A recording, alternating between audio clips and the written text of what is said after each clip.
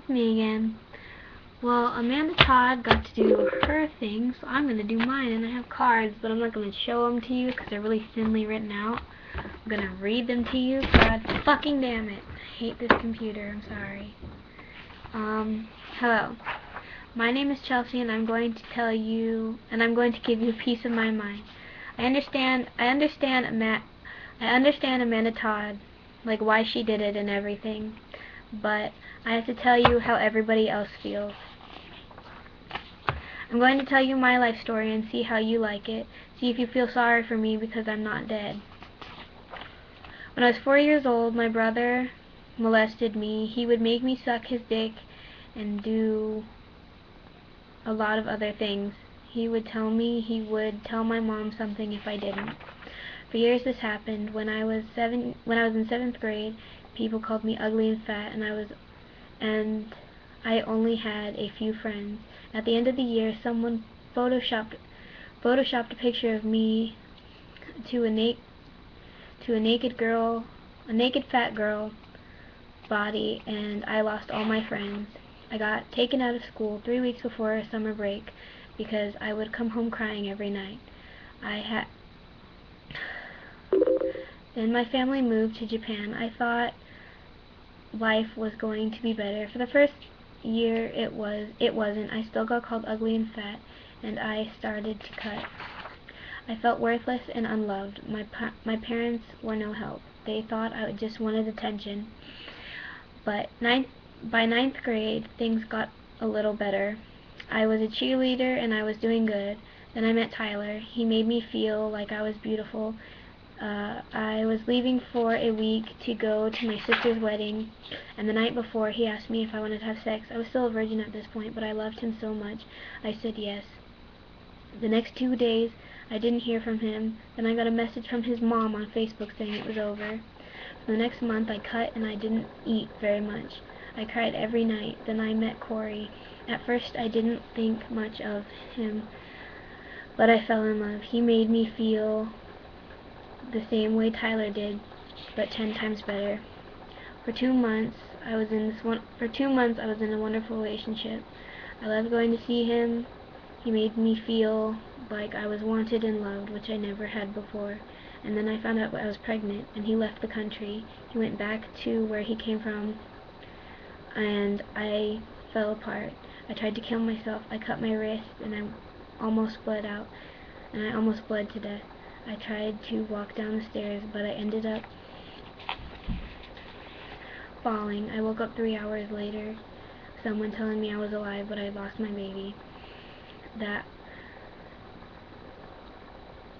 I had lost my baby. After that, I just turned into a hollow shell. I didn't talk to anyone.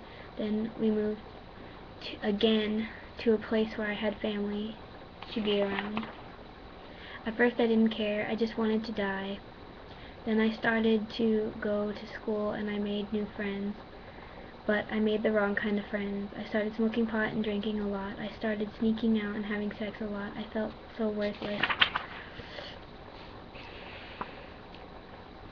I met somebody who made my heart pound after a long time of feeling worthless and unloved.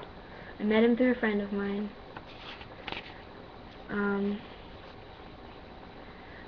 I love him more than anything, but he ended up making a mistake and he went to jail.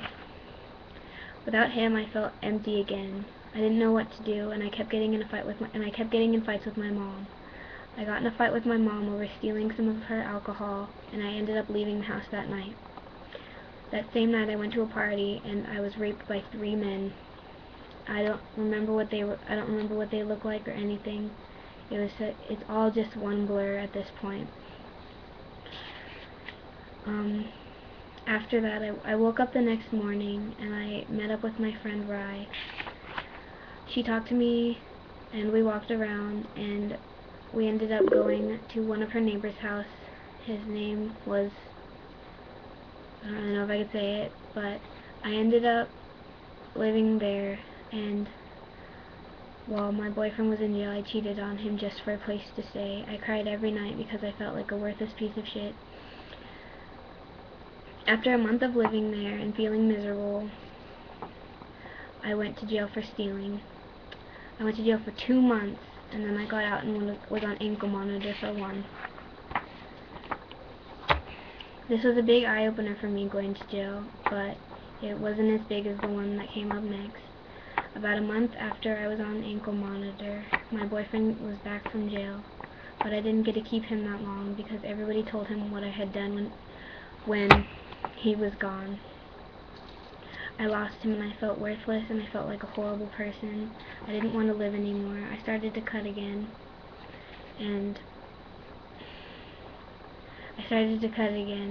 but then I got a message from him on Facebook saying I better not cut or he's going to be pissed. And then I realized even though I didn't have him anymore, he still loved me and he still wanted me to be safe.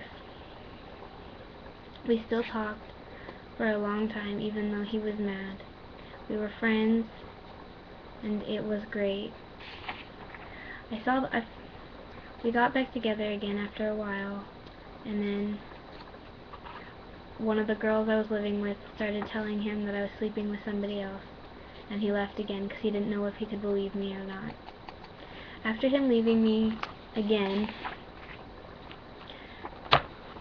I didn't cut this time. I just kind of went with it. I was sad, but I was trying to make myself a little bit happier person. I tried to force happiness upon myself, and it worked for a little bit. I mean, I was still sad, but there was nothing I could have done. You can't force people to love you and all that kind of fun stuff. A few weeks later, I found out that I'm pregnant, and at first I told our friend John about it, and then I told him, and we talked and talked and talked about it, and then one day we were walking back and we got back together. It was the happiest moment of my life, and I am still with him to this day. But the moral of this story is that people go through so much worse shit than Amanda Todd, and they can still get through it. And there are some people out there that have a worse life than I do, and they do kill themselves, but does anybody care? Not really. Why should everybody care about this girl who made a mistake on her own and couldn't deal with it? Why should we care? Why don't we care about the people who get beat by their parents and molested by their uncles and everything like that? Why don't we care about these people who commit suicide? Why don't we care about the people who matter, who really have it rough, who really have it hard? We should start caring about these people instead of the ones that have a pretty face. Blah blah blah. And ta-da! And it's not like the best thing ever, but I wanted to write that because, like, dear God, like, I've had a pretty shitty life, and I'm still alive, even though I've wanted to kill myself a lot. But I finally found that one person that kind of keeps me sane. We all need that one person. And I know life is hard, and yes, you should stop bullying because it's unfair and it does hurt. But you also have to be strong for yourself. You can't rely on other people to be strong for you. And that's something I learned when my boyfriend left me. I can't rely on him for everything, but I do love him with all my heart. And you can get whatever you want out of this story. Bye.